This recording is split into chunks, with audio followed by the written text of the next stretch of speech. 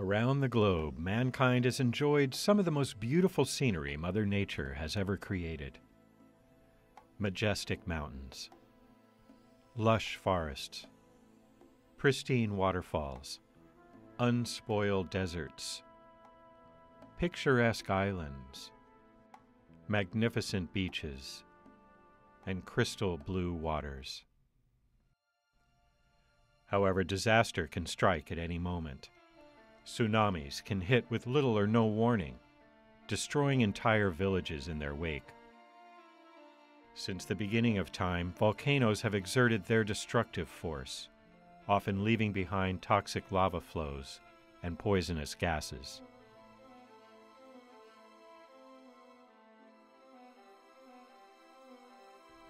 Unpredictable earth shifts and excessive water can create landslides, thus reshaping terrain, demolishing infrastructure, and altering human lives. Conversely, people are often plagued by a lack of potable water. 1 in 9 people lack access to an improved water source.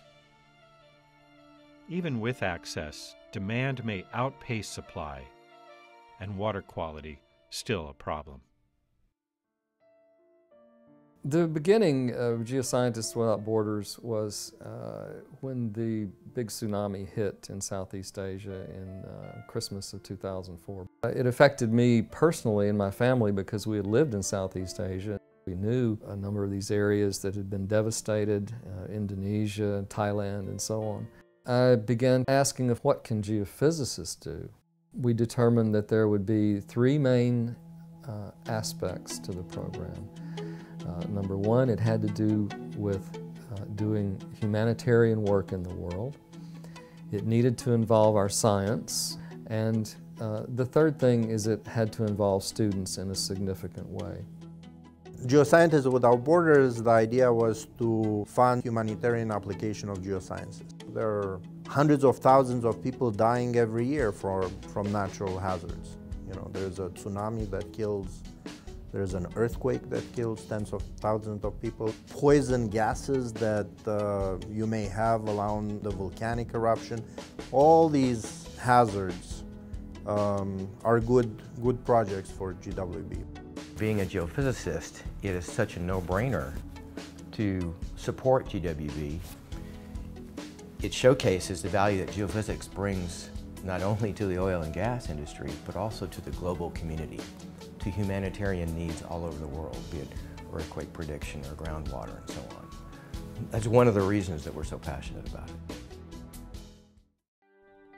The Geoscientists Without Borders program educates communities in understanding the hazards they face and empowers them to develop solutions to mitigate the negative impact these dangers have on their lives. Romania under communists, they had terrible pollution. I mean, the communists didn't care. So the group of students, they researched this area that it's a heavily mined area in Romania. And they did geochemistry, they did GPR, that's ground penetrating radar, they did shallow seismic to understand what the structure is, they collected water samples from rivers to find what's the extent of contamination. And all these lab results, they have to be processed by a nationally certified geochemistry lab. And in Romania they have a law which says that if this lab gets something really toxic, they need to notify the authorities and the authorities need to do something about it. It's kind of like, you know, if somebody goes to the cops and says there's a crime, the cops need to do something about it, right? So the students found all these poison toxic elements in the water. They took it to the national lab. The lab said, well, this is really bad. We had to notify the authorities. And these guys were sitting on their butts for, 20 years. They knew what's going on, but nobody had the funds to do it. But now they had to do something according to the law because they got soil samples that were contaminated. So they had to put this whole program in motion even though they didn't want to do it. So that was an interesting, cool aspect that nobody could have predicted when we funded it. We just don't understand how persistently active volcanoes are affecting their local environment. There are people living very close to this volcano. It doesn't look like it's erupting most of the time, and that's the point. There are prodigious amounts of gas coming out, sometimes more, sometimes rather less, but huge amounts of gas. And there are effects on the local water, on the soils, and of course on the plants and animals that are growing there. So what I'm doing is looking at how small gravity changes that I can measure on the surface, what they tell us about the underneath of the volcano, and then linking that in with the environmental impact that the volcano is having, both locally and globally. And it's only through the use of citizen scientists contributing in this way, collecting both the gravity data and the other data that we have to collect at the same time about local conditions. It's only by using citizen scientists that we can actually get as much data as we need. One or two scientists certainly couldn't do it on their own. You need to engage citizens in helping us to do this. Around the world, Geoscientists Without Borders is making a difference by helping communities through shared knowledge and hands-on training.